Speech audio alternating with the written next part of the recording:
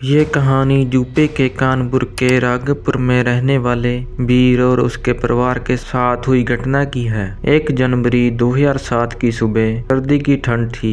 हवाओं के बीच राघवपुर गांव में चल मची हुई थी कि गांव के लोग चौपाल पर इकट्ठा थे और हर कोई घटना के बारे में एक दूसरे से पूछताछ कर रहा था। एक अज्ञात भय ने पूरा गांव को अपनी गिरफ्त में ले लिया था। सुबह के करीब 4 बजे एक आदमी झुलसा हुआ और खून से लथपथ दर्द से कराता हुआ पुलिस चौकी पहुंचा।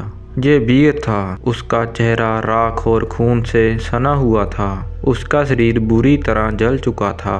दर्द और आंसुओं के बीच उसने एक भयानक कहानी बताई। पुलिस ने उसकी हालत को देखते हुए तुरंत उसे अस्पताल भेजा और FIR दर्ज कर ली। वीर ने बताया कि उसके परिवार के साथ कुछ ऐसा हुआ है जो उसने कभी सपने में नहीं सोचा था।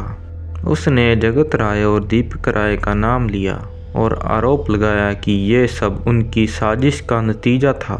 FIR दर्ज होते ही पुलिस ने घटनास्थल की जांच के लिए एक टीम गठित की। सुबह के 9 बजे पुलिस टीम गांव के उस घर पर पहुंची जिसे वीर ने अपनी बयान में जिक्र किया था। घर का दृश्य भयानक था। पूरा घर जलकर राख हो गया था। दीवारों पर कालिक और जलने की दुर्गंध फैली हुई थी। पुलिस को अंदर से जले हुए 6 शव मिले। वीर की पत्नी और उसके 5 मासूम बच्चे। सभी शव इतनी बुरी तरह झुलसे हुए थे कि पहचानना मुश्किल था। पैरासिस की टीम ने घटनास्थल का मुआयना किया। मिट्टी के तेल के अवशेष और जले हुए माचिस की तीलियां साफ बता रही थी कि आग जानबूझकर लगाई गई थी। ये स्पष्ट था कि ये कोई दुर्घटना नहीं बल्कि एक सोची समझी साजिश थी। अस्पताल में भर्ती वीर ने पुलिस को बताया कि रात करीब 2 बजे वह अपने घर में सो रहा था। तभी अचानक कुछ लोग उसके घर में घुसे और उनमें से एक जगत राय था और एक दूसरा दीपक राय। उन्होंने वीर को पकड़ लिया और उसके मुंह में कपड़ा भर दिया और उसे चुप करा दिया। फिर उन्होंने घर को चारों तरफ से घेर लिया और मिट्टी का तेल छिड़ककर आग जला दी। इसके बाद उन्होंने वीर के मुंह पर भी तेल डाला और आग लगा दी। जब वीर किसी तरह छटपटा हुआ भागने की कोशिश कर रहा था तो दीपक ने उस पर गोली चलाई और गोली उसको छू कर निकल गई और वह किसी तरह जान बचाकर भागा। वीर ने यह भी बताया कि इस घटना की जड़ एक पुरानी दुश्मनी थी। कुछ महीने पहले उसने भैंस चोरी के एक मामले में जगत राय के खिलाफ शिकायत दर्ज कराई थी। तभी से जगत उसे धमकियां दे रहा था कि रिपोर्ट वापस ले ले, नहीं तो जान की आफत आ जाएगी। पर वीर ने ऐसा करने से साफ मना कर दिया। पुलिस ने गांव के लोगों से पूछताछ करने की कोशिश की लेकिन कोई खुलकर कुछ बोलने को तैयार नहीं था। डर ने उनकी जुबान पर ताले लगा दिए थे।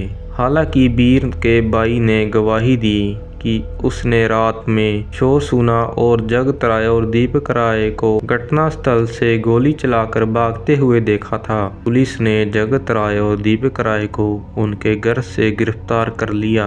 पूछताछ में दोनों ने आरोपों से इनकार किया। जब पुलिस ने उनके कपड़ों की जांच की तो उन पर मिट्टी के तेल के निशान मिले। इसमें मामला और मजबूत हो गया। जगत राय ने पूछताछ में बताया कि मैंने वीर को धमकाया जरूर था लेकिन मैंने आग नहीं लगाई। यह सब उसकी साजिश थी। पुलिस को पता था कि सच्चाई इसके कहीं ज़्यादा गहरी है। जब पुलिस ने दीपक राय से कड़ी पूछताछ की तो वह टूट गया और पूरी सच्चाई उगल दी। उसने बताया कि ये सब पहले से प्लान किया गया था। जगत ने मुझसे कहा था कि वीर को सबक सिखाना है। हमने आधी रात को उसके घर पर हमला किया। मैंने घर का दरवाज़ा बंद किया और जगत ने मिट्टी का तेल छिड़ककर आग लगा दी। जब वीर ने भागने की कोशिश की तो मैंने उस पर गोली चला दी लेकिन वह बच गया। पुलिस ने और गहराई से जांच की तो पाया कि 31 दिसंबर 2005 की रात जगत राय और दीपक राय ने अपने 4 साथियों के साथ मिलकर इस भयानक साजिश को अंजाम दिया। रात 4 बजे घर पूरी तरह जल चुका था और वीर का परिवार अंदर अंदर फंसा रह गया था, जिसकी वजह से उनकी मौत हो गई। पुलिस ने तुरंत ही आरोप पत्र दायर किया कि 12 जनवरी 2008 को अदालत ने जगत राय और दीपक राय को दोषी ठहराया।